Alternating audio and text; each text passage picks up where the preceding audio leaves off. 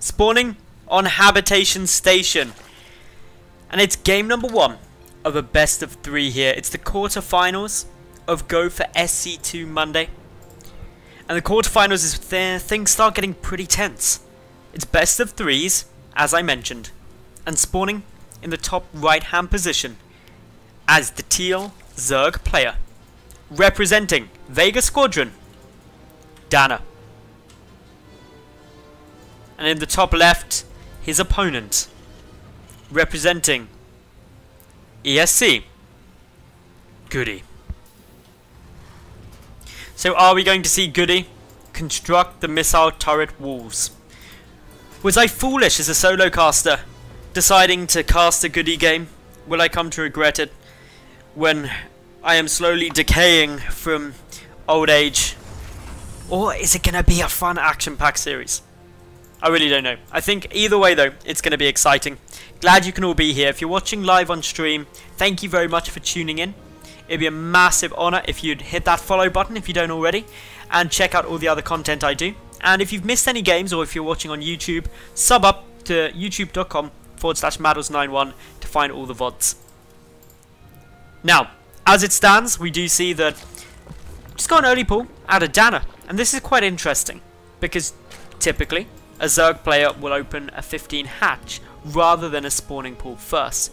Specifically against Terran, it's highly unlikely you'll see a pool before hatch. So DaNa may have something sneaky planned with this. This was actually a relatively early spawning pool, as we're only at 15 drones now and it's pretty much completed. I didn't get the exact timing of it because, to be honest, I wasn't expecting it. It's very normal to see that hatchery come down first. The natural has been started regardless though, so the queen comes out nice and quick.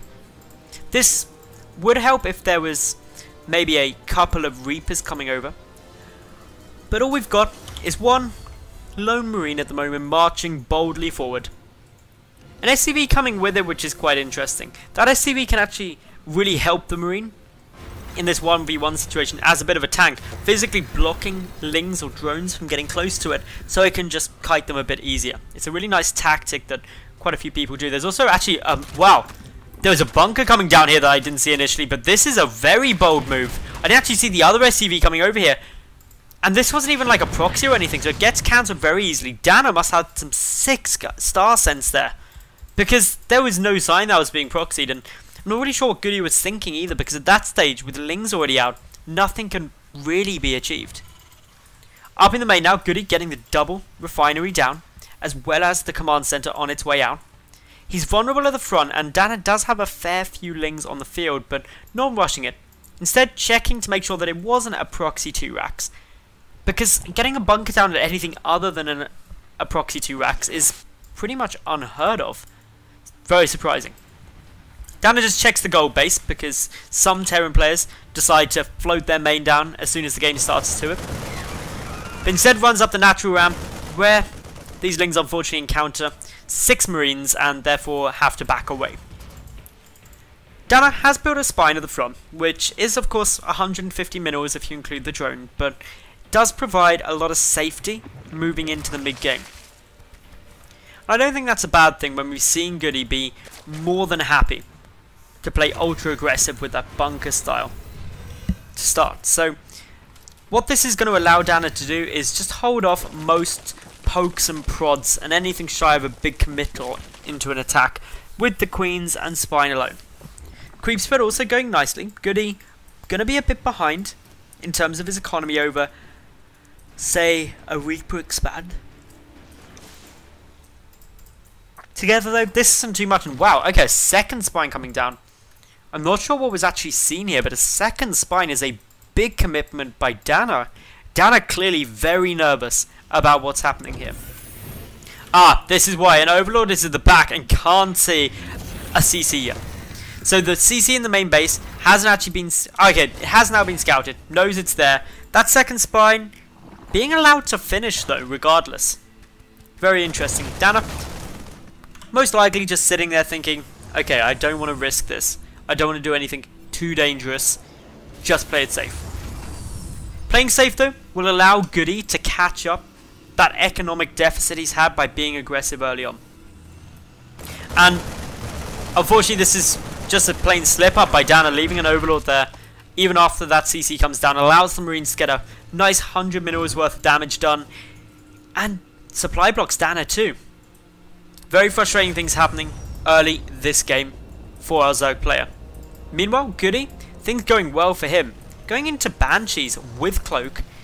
And that's quite surprising. Just generally speaking, that tends to hit a bit earlier if you're going to be going for that sort of thing. There's the double Evo.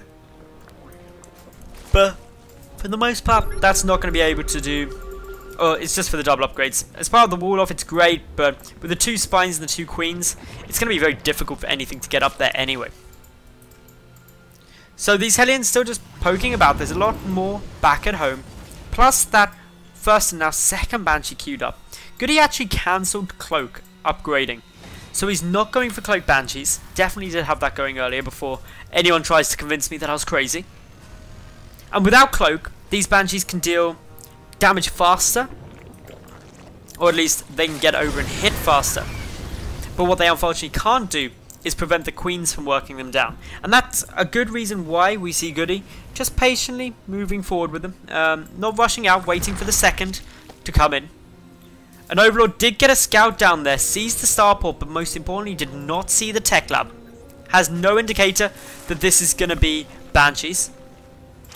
A bit unsurprisingly, GoOdy has added in 2 additional factories behind this, going to be meching it up. And that's pretty much what GoOdy does most games, so GoOdy going mech is no massive fear. The Hellions still having a bit of a good time. Poking, prodding, making sure that they know everything that DaNa's doing. And they do. DaNa also opting to get Burrow down. The 1-1 melee upgrades nearly complete. The lair now finished. And also a Rotoron coming through too. These Hellions haven't been able to achieve very much interesting things as of yet. Instead, they're just prodding and poking and trying to make sure they've got generally good map awareness just to prevent anything too bad from happening. So still not much else going on as of yet. We do have a couple of Zerglings taking a few big pokes there from Widow Mines, but triggering Widow Mines on just a couple of Lings, not the best thing. Hellions getting poked away out, realised that with the spine there and the queens, they're not going to be able to achieve much, so instead settle for taking out a couple of creep tumors, preventing the creep spread from DaNa. DaNa does still have 3 active creep tumors at the bottom path, but that's a lot further over, so pushing this top path back really is a smart move by GoOdy. However, with additional queens out on the field, 2 spares actually, it's not going to be too much of a problem for DaNa to try and stop that. Now, the 2 Banshees are out on the field, but as far as I know, neither have actually achieved anything this game. 3 kills on that, but no worker kills at all yet for GoOdy. Both of these 2 players being just ridiculously passive as it stands. And I'm interested to see how long they can keep that to work, because GoOdy is going to very rapidly assemble a strong, powerful mech army that in a head-up engagement isn't something that DaNa's going to want to fight, especially if GoOdy's allowed to rush it up just because DaNa sits back patiently and waits. With the 3rd base also coming down, well, 3rd base just means DaNa has to rush out a 4th pretty quick, because you want to be a base up at all times. The Hydra is a really great decision though. Up against mech, Roach Hydra is probably the staple composition, and even as part of that, after +1 melee attack was done, +1 ranged attack was started, as opposed to getting down the +2. So this means the Roach Hydra is going to be probably a big part of this. We may see some Swarm Hosts too. They're very effective against mech if they're spread out nicely, and actually Habitation Station, one of the best maps for that. If you put some Swarm Hosts down here, some down here, some around here, and start actually assaulting from all 3 directions, suddenly siege tanks don't clear things out too fast. A lone Overlord now. Gonna come scouring across, wants to generate some creep, but doesn't get it down in time. Boom. GoOdy able to land that 3rd. And regardless of the fact the creep spread coming down, he just carries on as normal. These 2 Banshees still haven't done much as of yet. Back behind this, DaNa getting down the Hive. This is going to open up Viper Tech, and that serves 2 big purposes against the mech force. Firstly, the option of the abducts. If you can grab a couple of key units, a couple of key mech units, annihilate them instantly in the center of your army, that's obviously done some good work. However, if you get some blinding clouds down on a good group of siege tanks, that can shut down all the splash damage. But DaNa, not too worried about that yet, just pushing around the side, can actually force all of Goody's army out of position as he positions himself very effectively away from these tanks. There may be some Thors at the back, but the Hellions and Hellbats at the front really not actually helping much. And these roaches are going to be ridiculously effective against Thors. So more tanks coming through now. They're going to help stop some of this up. A burrowed roach just tries to hide himself in that mineral line, ready to deal some more damage if needed. And behind this, DaNa has secured up a 4th base. But where do you go from here? What do you do? It's all around this hive. And Vipers should be the decision that DaNa goes for. The blinding clouds on the tanks, or the abducts on the tanks or Thors, critical. If you get those, you shut down a lot of the hard-hitting units of the Terran force.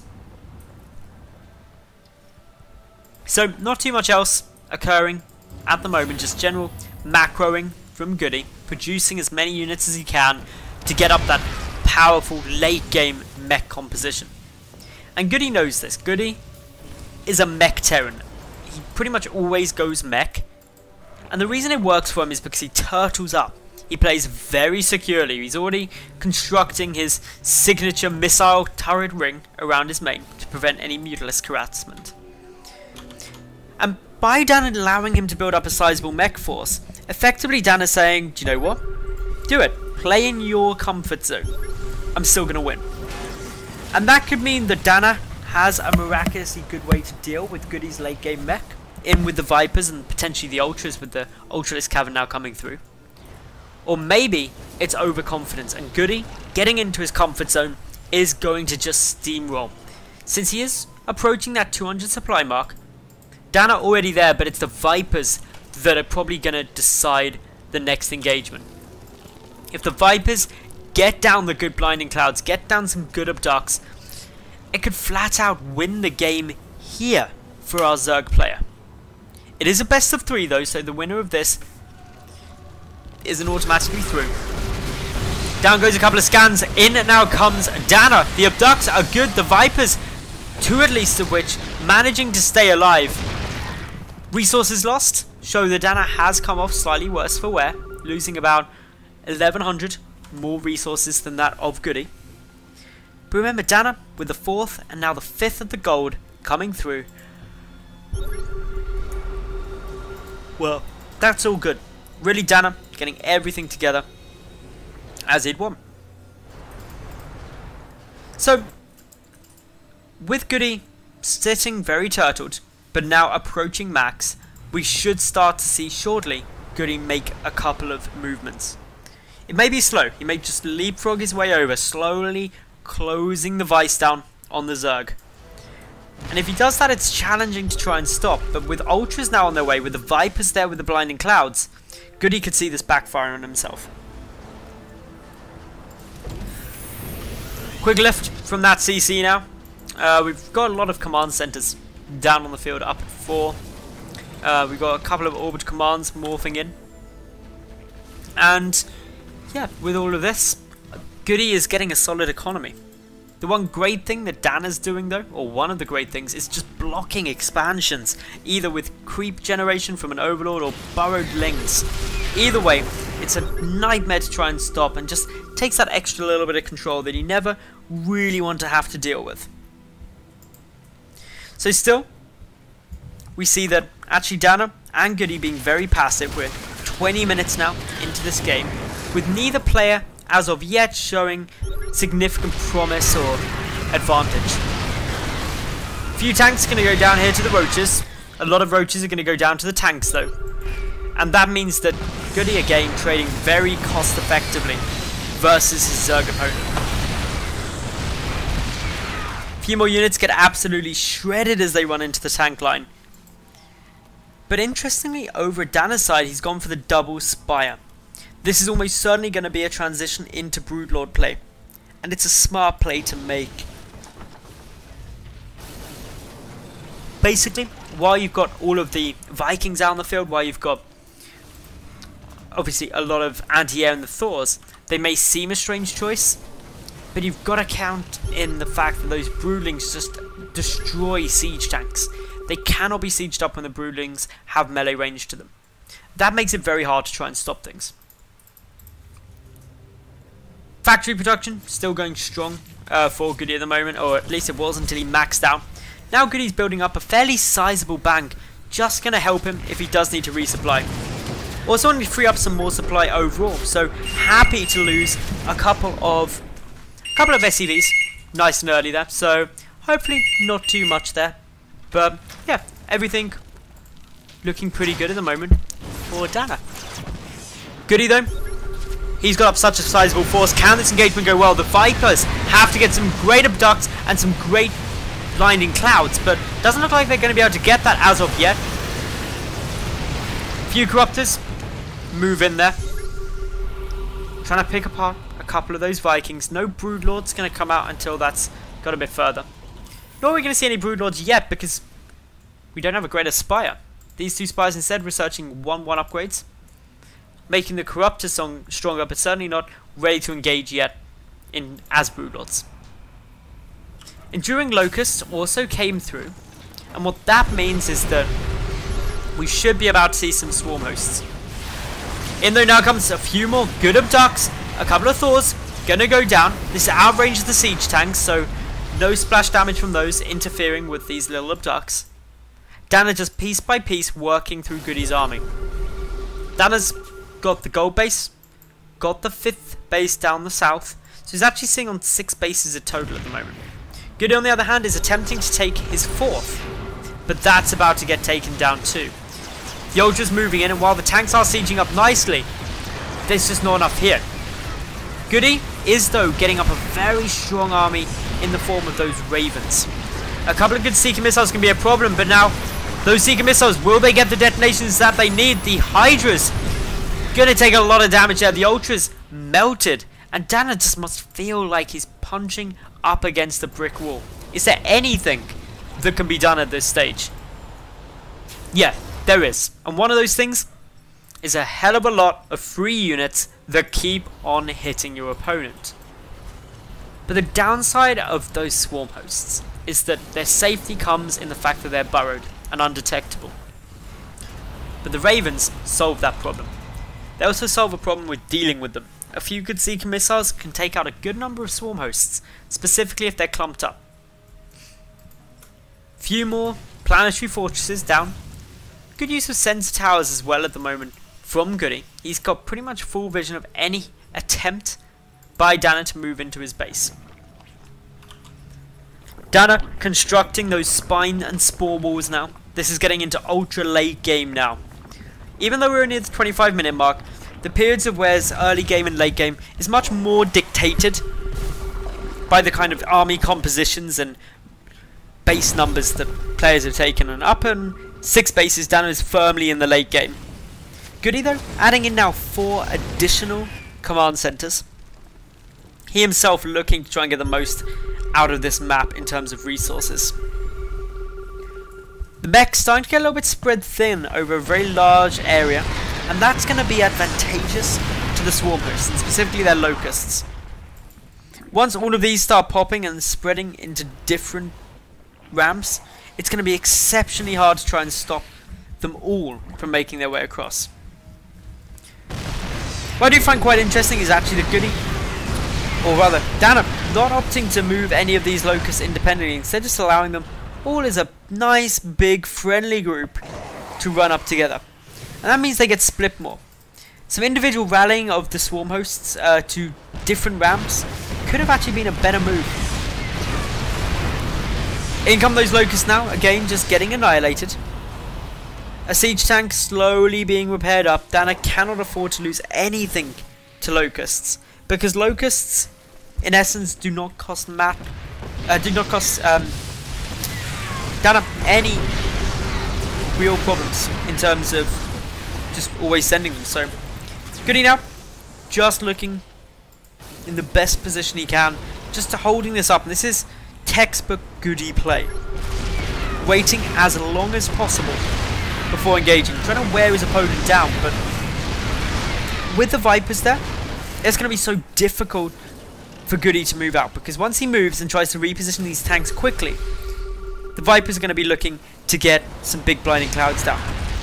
The Swarm Hosts as well mean that any move out, any unsiege of the tanks will allow the Locusts to start actually picking away at a couple of them, and that could cause some massive problems for GoOdy if he just loses even a small number of these tanks. Both players have been maxed out for quite a while. I think the next big step is that actually DaNa needs to lose some of that supply and start thinking about getting a couple of Broodlords into the mix. One of these Spires needs to become a greater Spire, but a few Broodlords can make a huge difference just by forcing the tanks to unsiege, or they'll annihilate themselves. Vikings though now moving forward. An Abduct comes down now on just a couple of those Vikings. All 4 of the Vipers stay alive, but the Corruptors do suffer some pretty hefty losses. We're now 30 minutes into this game, and both GoOdy and DaNa just opting to wait their time out. I quite like to see a bit of counter-attacking play from DaNa as well. Maybe a couple of Lings trying to sneak through. I know there's a few tanks around here, but I'm pretty confident you could sneak a handful of Lings up and through that fight. The other thing that could be done is the Vipers could go for some blinding clouds on a good chunk of this army. If the blinding clouds were able to go down, it would allow the Locusts to close up the distance, and you'd be amazed at how quickly those tanks no longer cause a threat once a few of them are taken out. DaNa just waiting, still, quite patiently. This is DaNa's camera at the moment, just busy injecting through. Not much else going on. Not even watching the main fight that's happening. Instead, just positioning a couple of these Hydras about. A few of these Hydras managing to find themselves a good little thaw. Meanwhile, over on GoOdy's side, of course, he knows exactly where everything is.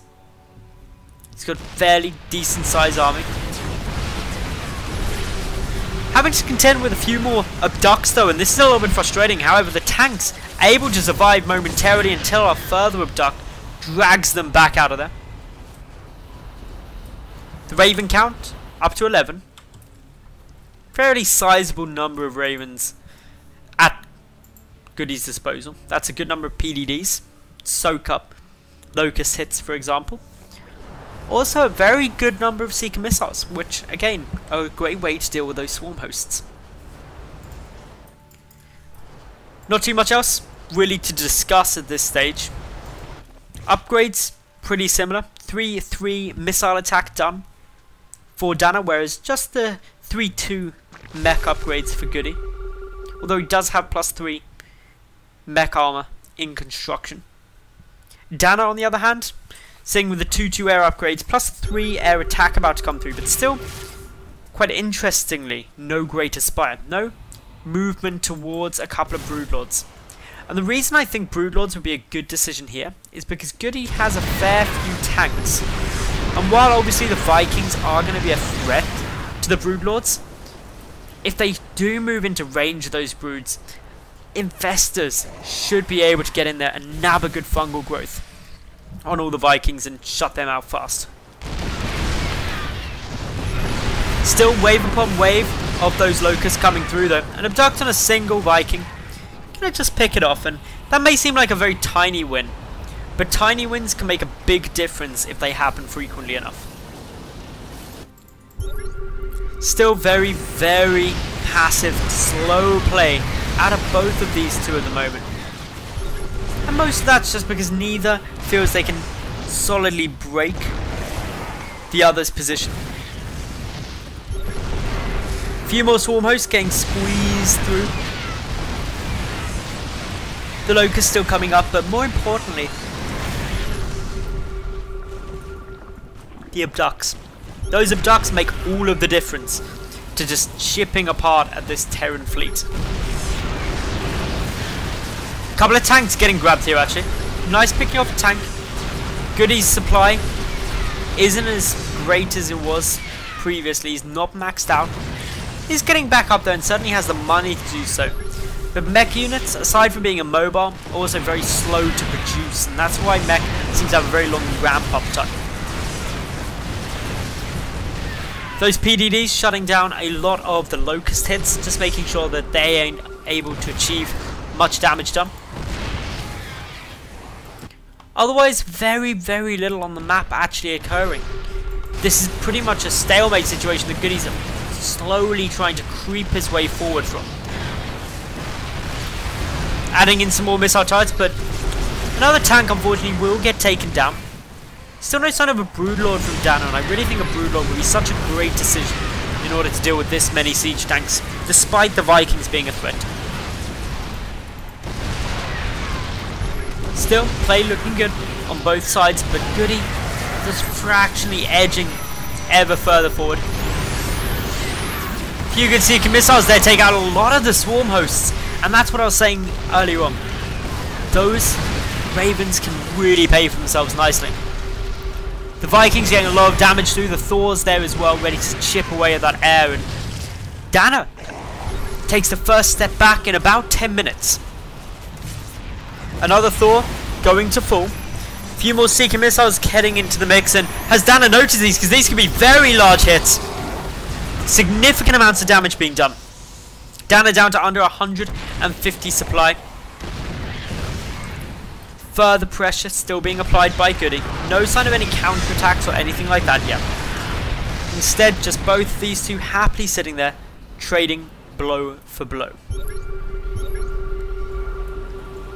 So these constant scans we're seeing from GoOdy, they serve a simple purpose. Where's my opponent, and can I reposition my tanks? That's what he's asking himself. The answer is yes. He knows that a Locust wave just came through, and that there isn't a risk to the tanks. He also knows there's no Broodlords, there's no other big pressure unit that could catch his tanks off guard. And so he's happy just to edge it forward. Ooh, a Viper going down there to a good group of Vikings. Never really want to be losing those if you can avoid it. Both players getting into a bit of a war of attrition. DaNa currently winning that due to having this base down in the bottom left. And while GoOdy does have it, he's not actively mining from it quite yet. Still control looking very good. The tanks shelling away consistently. A few more spore crawlers will die off. A couple more swarm hosts also getting taken down. And this is causing DaNa some problems. DaNa resupplied now on a lot of ultras, going to probably try and break this position now, as opposed to the slow siege, realizing that the swarm hosts aren't working. Although I honestly think with a couple of Broodlords sprinkled into the mix, they may have done a lot more. A lone Thor attempting to take out. Meanwhile, over at GoOdy's side, he's just sitting back, waiting patiently too. Both players again maxed out. GoOdy scanning consistently, keeping tabs on exactly what his opponent's army positioning is and what his army composition is. Not too much else really going on, just the 5th base getting taken down. That's actually quite a big hit to DaNa now. Losing that 5th means that only really 2 mining bases, the bottom right and the gold, although the gold's mined out as well, so this actually knocks DaNa back further than I thought, just to the 1 mining base. Clearly it's not going to be a big concern when there's 8,500 minerals in the bank, but still something that you're going to be bearing in mind that long term, could my opponent set up this base? And if they could, would that allow them to get a strong foothold on this game? DaNa though going for it, and all of these tanks actually unsieged at the moment. There's so many corruptors. Boom goes a blinding cloud though. Yet another one. This is preventing most of the tanks from being able to engage. The Vikings may be coming over. Where are the rest of the ultras? Where are the fungals? Neither to be seen, and GoOdy just smashing this army despite beginning in possibly one of the worst imaginable positions. GoOdy now double his opponent's supply, pressing on in. DaNa doesn't seem to have a response to this. There are more corruptors coming through, but still, there's no greater spire, no way to make them into Broodlords. And so while the Vikings could get taken out, I don't see what's standing in the way of all of these Thors and these tanks, especially with more being produced now. With the fifth place dead, the fourth is only a matter of time, and that's what we're probably going to see GoOdy start gunning for. But when GoOdy starts gunning for something, he's playing the long ball. He's waiting and waiting and waiting and waiting and waiting. Always engaging at the safest, most likely time to have a favourable result for him. But DaNa doesn't want any of that and just GG's out of it. Game number 1 going to GoOdy.